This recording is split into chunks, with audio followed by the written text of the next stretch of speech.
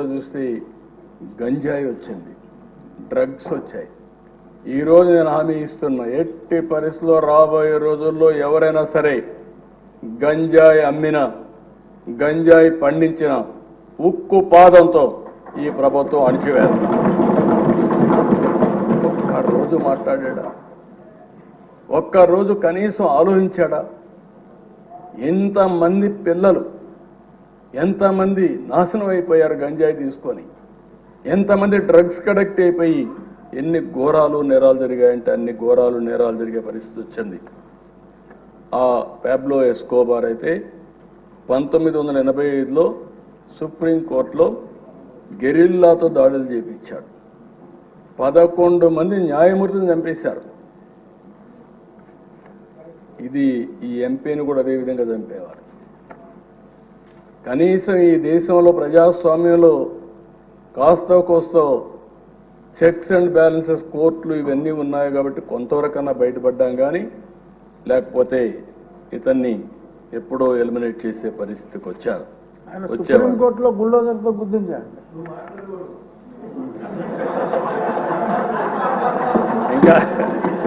ఇంకా అలవాటు కాలేదు.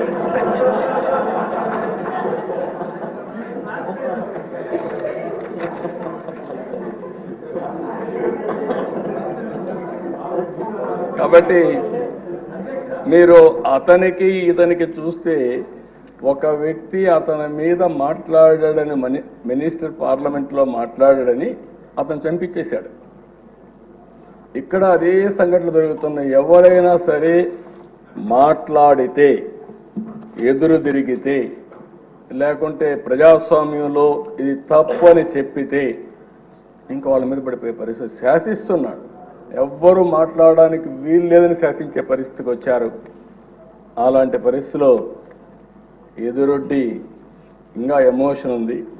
ఇన్ కోర్స్ ఆఫ్ టైం తగ్గించుకుంటారు. కానీ మళ్ళీ ఈరోజు ఒక పోరాటం చేసి, పోరాట యోధుడిగా గెలిచి ఆ కుర్చీలో కూర్చున్న మిమ్మల్ని మరొక్కసారి మనస్ఫూర్తిగా అభినందిస్తున్నాను. ఒక వ్యక్తి చట్టసభకు రావడం అంటే ఎంతో గొప్ప అవకాశం. ప్రజాప్రతినిధులుగా చట్టసభలకు వెళ్ళిన వారు ప్రజా సమస్యలపైన పోరాడవలసిన అవసరం ఉంది. గడచిన 5 సంవత్సరాలుగా చూశాం. ఇదే కుర్చీలో అంత మునుపు 14 సంవత్సరాలు కూర్చున్నా, అదే అపోజిషన్ కుర్చీలో కూర్చున్నాను. ఆ రోజులు ఇప్పుడు కూడా గుర్తొస్తాయి. ఒక్కరోజు కూడా అసెంబ్లీ సుజావుగా జరగడం కానీ, బూతులు లేకుండా అసెంబ్లీ జరిపిన సంఘటనలు లేవు. సరే, అందరి మాదిరిగా నాకు కూడా అవమానాలు జరిగాయి. అవన్నీ నేను ఇప్పుడు పోవడం లేదు. కానీ ఆ రోజు కూడా ఒక మాట చెప్పాను, ఇది గౌరవ సభ కాబట్టి ఈ సభలో నేను ఉండలేను. మళ్ళీ ప్రజాక్షేత్రంలో గెలిచి గౌరవ సభగా చేసిన తర్వాతనే ఆ సభలో అడుగు పెడతానని వచ్చాను. ఈరోజు అందరం కూడా దీన్ని గౌరవ సభగా చేయడం కోసం ప్రజాప్రతినిధులుగా మనందరం ఈ సభ ఔన్నత్యాన్ని, గౌరవాన్ని కాపాడవలసిన బాధ్యత మనందరిపైన ఉంది. ఇక్కడుండే నిన్నటి వరకు మీరు ఏది మాట్లాడిన చలామణి అయింది. కానీ ఇప్పటి నుంచి ఆ కుర్చీలో కూర్చున్న తర్వాత ఆ కుర్చీ గౌరవాన్ని కాపాడుతూ మీ గౌరవాన్ని పెంచే విధంగా మీరు ముందుకు పోవాల్సిన అవసరం ఉందని చెప్పి కూడా డిప్యూటీ స్పీకర్గా వారిని కోరుతున్నా.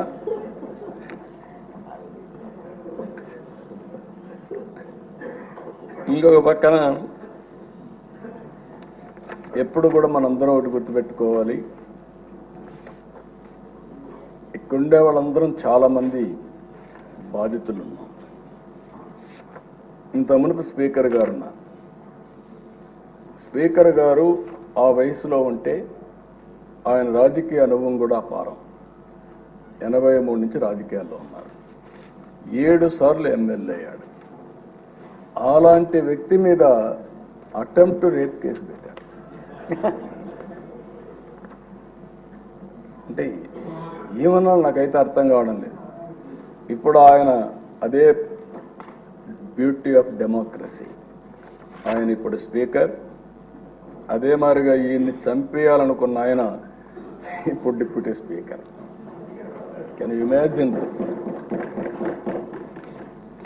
అందుకే ప్రజల్లో ప్రతి ఒక్క విషయాన్ని వాచ్ చేస్తారు. ప్రతి ఒక్క విషయాన్ని వాచ్ చేసి ఎప్పటికప్పుడు ఒక్కొక్కసారి బయట రాలేరేమో కానీ అవకాశం వచ్చినప్పుడు మాత్రం సరైన నిర్ణయం తీసుకుంటారని చెప్పి కూడా నేను మీకు తెలియజేస్తూ, అహంకారంతో విర్రవీగిన వారికి కాల్చి వాత పెడతారంటారు చూడండి, అదే సరిగా జరిగింది. ఆ రోజు మాట్లాడినప్పుడు వై నాట్ 175 అంటే వై నాట్ 175 కాదు, నీకు ఇచ్చేది 11 అని చెప్పి 11 సీట్లతో గెలిపించారు. ఇంకొక పక్క ఇదే సీట్లో నేను చూశాను, మీ ప్రతిపక్ష స్థానాన్ని తీసేస్తామని చెప్పి హోదా తీసేస్తామని మాట్లాడారు. ఇప్పుడు ప్రజలు ప్రతిపక్ష హోదా కూడా ఇవ్వని పరిస్థితికి వచ్చారు. ఇంకొక పక్కన మనం గుర్తుపెట్టుకోవాల్సింది, ఇవన్నీ కూడా అహంకారం. అలాంటి అహంకారంతో ముందుకు పోతే ఇదే అవుతుంది. నా చరిత్రలో 2 సార్లే ప్రతిపక్ష హోదా అనేది నాయకులు ఇచ్చేది కాదు, ప్రజలు ఇచ్చేది. అంటే ప్రజలు ఓట్లు వేసినప్పుడు 10% సీట్లు గెలిస్తే ఆ గెలిచిన పార్టీకి ప్రతిపక్ష హోదా వస్తుంది. లేకపోతే మెజారిటీ మనం గెలిస్తే మనం ఇక్కడ అసెంబ్లీకి వస్తాం, మెజారిటీ ఉంటే గవర్నమెంట్ ఫామ్ చేస్తాం. అట్లా కాకుండా ప్రతిపక్ష హోదా కావాలి, ఇవ్వకపోతే నేను అసెంబ్లీకి రానని డిమాండ్ చేసే నాయకుడు నా చరిత్రలో ఎప్పుడు చూడలేదు. 45 స్వతంత్ర భారతదేశంలో ఎవరు అడుగుండరు. అంటే మనం గుర్తుపెట్టుకోవాల్సిన ఒక వ్యక్తి యొక్క వ్యక్తిత్వం, ఆలోచన విధానం, డిమాండ్ చేయడం, డిక్టేట్ చేయడం, శాసించడం, ఇవన్నీ కూడా ప్రజాస్వామ్యంలో ఎప్పుడు కూడా ఉండవు. అలాంటి జరిగే పరిస్థితి వచ్చింది. ఎప్పుడు కూడా ప్రజాస్వామ్యాన్ని మనం గౌరవించాల్సిన అవసరం ఉందని చెప్పి కూడా నేను మీకు తెలియజేస్తున్నా. అయితే ఏది ఏమైనా ప్రజలు ఒక చైతన్యంతో బాధ్యతతో ఓటేసి కూటమి ప్రభుత్వాన్ని గెలిపించారు. ఇది ప్రజా ప్రభుత్వం, ప్రజలకు జవాబుదారీగా ఉండే ప్రభుత్వం. ప్రజలు మనకిచ్చింది